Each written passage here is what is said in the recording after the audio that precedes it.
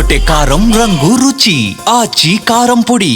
మలక్పేట్ దిల్సుఖ్ నగర్ ప్రధాన రహదారిపై టిప్పర్ బీభత్సం సృష్టించింది. బ్రేకులు ఫెయిల్ అవడంతో రోడ్డు దాటుతున్న ఓ లారీని ఢీకొట్టింది టిప్పర్.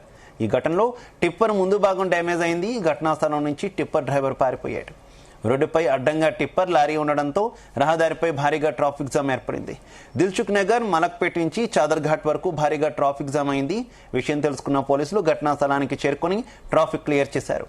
కేసు నమోదు చేసి దర్యాప్తు చేస్తున్నారు పోలీసులు.